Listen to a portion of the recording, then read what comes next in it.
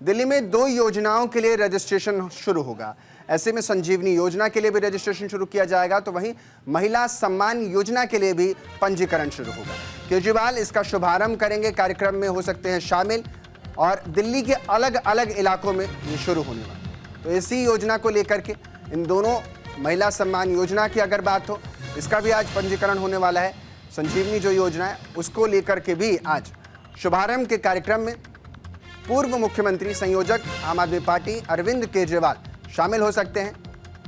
और इस योजना के जरिए तमाम जो महिलाएं हैं उनको सम्मान और सुशासन की बेहतर व्यवस्था को लेकर के केजरीवाल बार बार आश्वस्त करते हैं और ये कहते भी रहे हैं। और इसीलिए बस मार्शल्स की तैनाती हो या फिर फ्री बस सेवा हो, जिसके लिए उन पर कई बार आरोप भी लगे, और उन्होंने कहा भी कि फ्री वाइफ्स को लेकर के लगातार मुझ पर आरोप लगते हैं। लेकिन क्या ये गलत है? जनता से कमाया हुआ पैसा है, जनता के उद्धार में अगर हम लगाते हैं तो भला इससे क्या गलत होता है? लेकिन आज इन दोनों योजनाओं को लेकर के बड़ी जानकारी निकलकर सामने आ रही है। संजीवनी योजना के लिए भी रजिस्ट्रेशन शुरू होगा, यानी पंजीकरण शुरू होगा, तो वही महिला सम्मान योजना के लिए भी पंजीकरण शुरू होगा। तो इन्हीं दोनों योजनाओं के साथ चुनाव में जाना है, और उससे पहले आचार संहिता लगे, अनाउंसमेंट हो, योजनाओं की शुरुआत, सौगात दिल्ली वासियों को मिलनी तय मानी जा रही है। और अब इस योजना का असर चुनाव पर कितना पड़ेगा, ये देखना दिलचस्प होगा। विधानसभा चुनाव में अभी जो 2 मुकाबला अगर देखने में मिलता है तो वो आम आदमी पार्टी और भारतीय जनता पार्टी के बीच में नजर आता है। कांग्रेस पार्टी थोड़ी सी कहीं गायब सी नजर आती है, कोशिश पूरी कर रही है, लेकिन मुद्दों के बीच इन्हीं दोनों की लड़ाई होगी। या फिर यूं कहूं कि जिसने ज़्यादा राज किया, अरविंद केजरीवाल, जिससे सत्ता हथिया करके सत्ता के शिखर पर पहुंचे, वो पार्टी कांग्रेस पार्टी और संदीप दीक्षित, इन सब में मजबूत कड़ी साबित हो सकता है। भावना मेरे साथ ज़्यादा जानकारी के साथ जुड़ रही है। भावना, कितने बजे इस योजना की शुरुआत या यूं कह लें पंजीकरण शुरू हो जाएगा, और मुख्यमंत्री के यानी पूर्व मुख्यमंत्री को लेकर के क्या कुछ कार्यक्रम रहने वाला है, और अतिशी भी क्या इसमें शामिल होंगे? देखिए, मैं आपको बता दूं, विधानसभा चुनाव से आने से पहले ही आम आदमी पार्टी ने लगातार कई बड़ी घोषणाओं का आगाज किया है, जिसकी शुरुआत आज से की जा रही है। यानी कि रजिस्ट्रेशन प्रक्रिया जो है संजीवनी योजना और महिला सम्मान योजना की, उसकी आज से की जा रही है। आज दोपहर 12 बजे दिल्ली आम आदमी पार्टी के राष्ट्रीय संयोजक और दिल्ली के पूर्व मुख्यमंत्री अरविंद केजरीवाल खुद दिल्ली के कुछ इलाकों में जाएंगे, जहां पर इस रजिस्ट्रेशन की प्रक्रिया को शुरू किया जाएगा। और शाम 4 बजे दिल्ली के मुख्यमंत्री और दिल्ली के पूर्व मुख्यमंत्री यानी कि आतिशी और अरविंद केजरीवाल दोनों ही इस रजिस्ट्रेशन प्रक्रिया के लिए जाएंगे। अरविंद केजरीवाल ने कल एक प्रेस कॉन्फ्रेंस के दौरान ऐलान किया था कि वे पहले रजिस्ट्रेशन करने के लिए खुद जाएंगे, जिसमें दिल्ली की मुख्यमंत्री आतिशी, आम आदमी पार्टी के राष्ट्रीय संयोजक अरविंद केजरीवाल और आम आदमी पार्टी के शीर्ष नेता मनीष सिसोदिया भी शामिल रहेंगे। तो ये कहा जा सकता है कि दिल्ली विधानसभा चुनाव से पहले एक बड़ी शुरुआत आम आदमी पार्टी करने जा रही है, दिल्ली वालों को एक सौगात देने जा रही है, जहां संजीवनी योजना, जिसमें 60 साल से उम्र के ऊपर के हर व्यक्ति का मुफ्त इलाज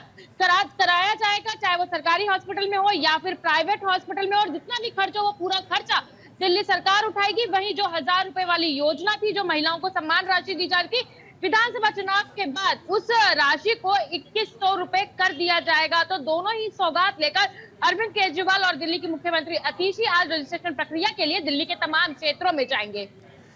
इसकी पहली किस्त जो है, नई जो योजना आ रही है महिला सम्मान निधि, जिसमें वृद्धि की गई है, इसकी पहली किस्त कब से शुरू होने वाली है?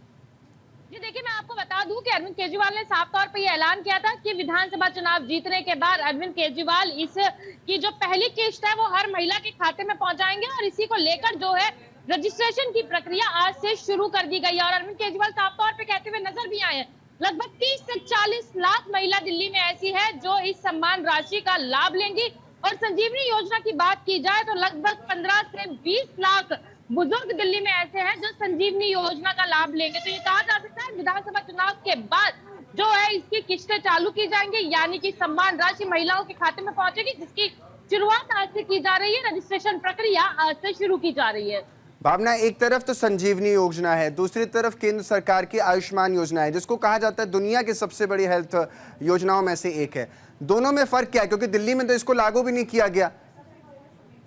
जी देखिए, मैं आपको बता दूं, आयुष्मान योजना को लेकर दिल्ली सरकार पूरी तरीके से जो है भाजपा के ऊपर हमलावर होती नजर आ रही है। साफ तौर पे ये कहती हुई नजर आ रही है कि जो आयुष्मान योजना है वो पूरी तरीके से फेक है, क्योंकि अगर पिछले आंकड़ों को उठाकर देखा जाए तो जिन लोगों का हॉस्पिटल में दाखिला ही नहीं हुआ, ये तो उनके नाम पहले देखने को मिले या मृत लोगों का इलाज देखने को मिला, पूरी तरीके से घोटाला उस योजना में पाया गया। वहीं दिल्ली सरकार का साफ तौर पे कहना है कि वो एक पर्टिकुलर अमाउंट यानी कि 5 लाख तक का इलाज आयुष्मान योजना में दिया जा रहा है। आखिरकार दिल्ली के माफी चाहूंगी, आखिरकार दिल्ली के बुजुर्ग जो है वो इलाज के लिए कहाँ जाएंगे? अगर किसी को वेंटिलेटर की जरूरत पड़ती है तो महज 5 लाख रुपए की राशि बहुत कम है, इसलिए दिल्ली सरकार ने पूरी तरीके से खर्चा उठाने का ऐलान किया है संजीवनी योजना के तहत कि अगर किसी का चाहे लाखों रुपए का बिल हो, चाहे जितने का भी बिल हो, किसी को भी 1 रुपया पे करना नहीं होगा। संजीवनी योजना के तहत 60 साल से उम्र के लोगों का इलाज बिल्कुल मुफ्त किया जाएगा, चाहे उसमें कितना भी खर्च क्यों ना आए।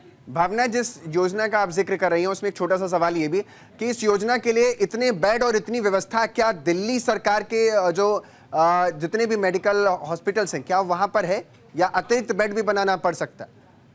क्योंकि इस योजना का लाभ लेने के लिए तो जब लोग जाएंगे तो इतनी व्यवस्था है क्या दिल्ली के तमाम अस्पतालों में?